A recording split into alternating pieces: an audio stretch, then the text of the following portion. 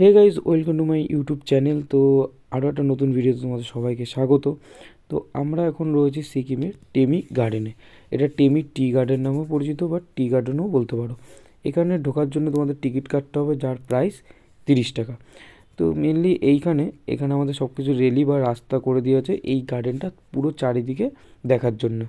এছাড়াও এখান থেকে কাঞ্চনজঙ্ঘার ভিউটা খুব ভালো দেখা যাবে যদি ওয়েদার ঠিক থাকে। তো আমাদের ভাগ্যটা ভালো ছিল, ওয়েদারটাও পুরোপুরি পরিষ্কার ছিল।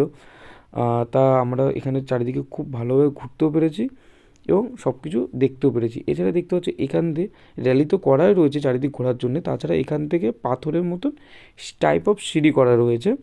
তো এখান থেকেও তোমরা উপরে উঠে দেখতে পারো। এখান দিয়ে একটু কষ্ট হবে, বলতে পারো একটু মজাও লাগবে, আনন্দ হবে, কষ্ট হবে।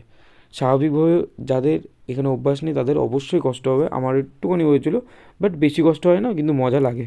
এখানকার অল্টিটিউড আই থিঙ্ক 400 থেকে 700 মতন রয়েছে। তো যারাই উঠবে একটু সাবধানে উঠবে, পাটা পিছলে যাওয়ার একটু ভয় থাকলেও থাকতে পারে। তো এছাড়াও এখানে রয়েছে টি ফ্যাক্টরি রয়েছে সামনে, সেখানেও তোমরা দেখতে পারো। আর এছাড়া এখানকার কিছু ফেমাস আমি ফুডও বলে দিচ্ছি। এই ভিডিওটা খুব শর্টে আমি ছাড়বো, তাই ভিডিওটা অবশ্যই ভালো লাগলে চ্যানেলটিকে সাবস্ক্রাইব করে ভিডিওটাকে লাইক করে দেবেন, ঠিক আছে? তো এখানে যে সামনে দেখবে অনেকগুলো 3-4টে দোকান আছে, যেখানে আছে কি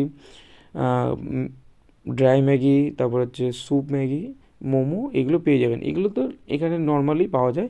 এছাড়া দুটো আইটেম রয়েছে, যার একটা রয়েছে টেমি টি আর কি রয়েছে, মানে এখানকার যে লোকাল চা পাতা, সেটাতে যে চাটা তৈরি হয় সেটা একটু ট্রাই করতে পারেন।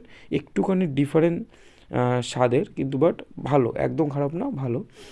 আর হচ্ছে একটা রয়েছে ডিশ রয়েছে, যেটার নাম আমি জানি না, সেটা আর কি চালের গুঁড়ো দিয়ে, আই থিঙ্ক আমার মতে চালের গুঁড়ো দিয়ে ওটা করা হয়।